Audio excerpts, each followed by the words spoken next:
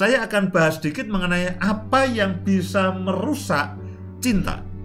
Sehingga cinta itu menjadi dingin, cinta itu menjadi surut, bahkan cinta itu menjadi minus. Nah, seperti biasa, tadi siang saya melakukan survei. Supaya apa? Supaya ini, ya, Mas Anton juga saya survei.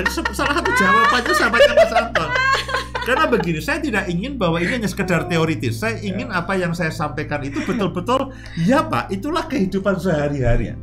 Nah, ketika kehidupan sehari-hari itu realita itu kita bongkar, lalu kita pahami iya ya, lalu kita bisa menambah ruangan dalam hati kita bisa memaklumi, sehingga potensi konflik itu makin lama akan makin mengecil.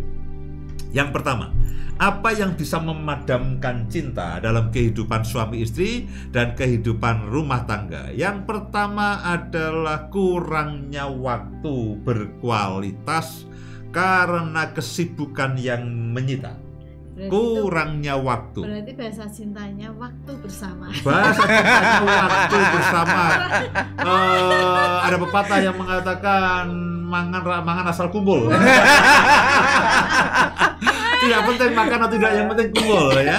Jadi kesibukan yang menyita karena kerja atau karena hobi atau perhatian kita kepada orang lain, sehingga waktu yang berkualitas untuk berkeluarga itu betul-betul sudah habis. Saya katakan waktu yang berkualitas. Loh Pak, saya masih punya waktu kok. Loh kapan? Saya pulang jam 10, terus gimana? Ya makan terus tidur. Loh itu bukan waktu. Lalu pagi-pagi berangkat kerja dan sebagainya. Lalu bagaimana dengan istri dan anak-anak? Ya kita kehilangan waktu yang berkualitas, yang akibatnya hubungan itu tidak terbangun dengan baik. Ada pepatah Jawa yang mengatakan witing tresno jalaran Saka kulino. Ya kita suka karena sudah terbiasa. Nah untuk terbiasa itu membutuhkan waktu memang. Nah Bapak Ibu dan semua saudara, kita harus mensiasati memang. Lalu bagaimana supaya waktu suami istri itu betul-betul terjaga, waktu orang tua anak itu terjaga. Kalau kita bicara mengenai kesibukan, kalau kita bicara mengenai hobi, kalau kita bicara mengenai kesukaan kita, kalau kita bicara mengenai teman-teman kita akan punya 1001 macam alasan yang membuat waktu saya untuk orang rumah itu habis. Nah, saya mau katakan bahwa bukan berarti kita tidak boleh yang lain. Tapi waktu untuk keluarga itu harus menjadi prioritas utama. Karena tanggung jawab suami yaitu istri, tanggung jawab istri yaitu suami. Bukan teman teman SMA, bukan grup WA, bukan teman nostalgia dan sebagainya. Tanggung jawab orang tua ya anak. Dan salah satu yang dibutuhkan mereka itu adalah waktu yang berkualitas. Apa sih waktu yang berkualitas? Waktu di mana kita ini masih fit, masih segar. Kalau pulang ke rumah, lalu Pak ini gini, aku capek, aku ngantuk dan sebagainya. Nah, loh saudara di rumah 6 jam, 8 jam. Tapi saudara tidak mau diganggu karena apa? Karena capek, karena stres, karena waktu yang berkualitas sudah kita habiskan bersama-sama dengan teman-teman kita. Sehingga waktu yang tersisa di rumah itu waktu di mana kita capek, kita stres, kita lapar. Sehingga ketika istri kita datang, kamu itu tidak bisa mengerti, ini suami baru pulang capek. Nah kita pikir itu benar. Itu artinya begini, kita memberikan istri dan anak-anak kita itu waktu yang tersisa, yang kualitasnya itu buruk.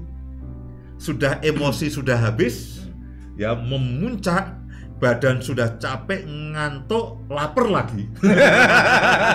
Loh kalau ngantuk, lalu lapar, lalu makan, yang berikutnya apa? Ngantuk lagi. Lalu tidur.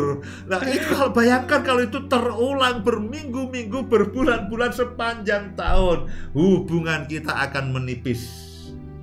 Jadi pertama adalah waktu. Yang kedua adalah komunikasi yang pasif, yang tidak terjalin dengan baik, yang minim. Komunikasi. Satu waktu kita akan bicarakan mengenai komunikasi yang menyenangkan. Ya kalau soal cinta ini sudah habis, sepertinya ini tidak akan habis ini. Saya nggak tahu bagaimana soal cinta bisa bagus sekali.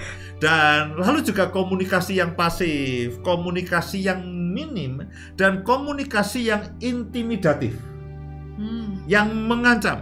Ya. Ya kamu jangan begitu.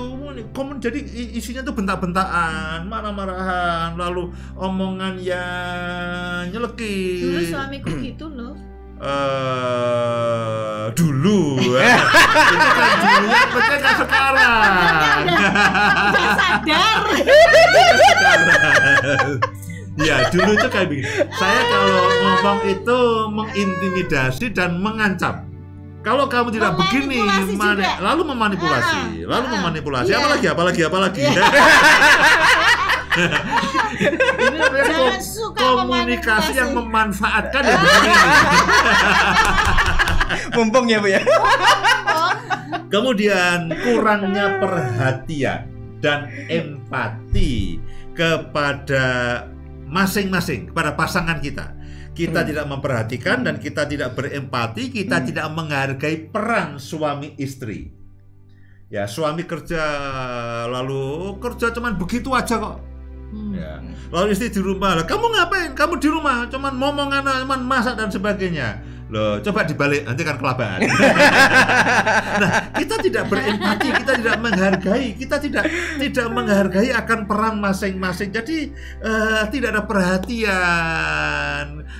Istri tidak menghargai pekerjaan suami dan sebaliknya. Oh, pekerjaan nggak seberapa, untungnya tidak seberapa, rugi lagi. Nah, hasilnya dikit, tidak cukup buat belanja, buat beli lipstik aja tekor. Memang lipstiknya berapa banyak ya.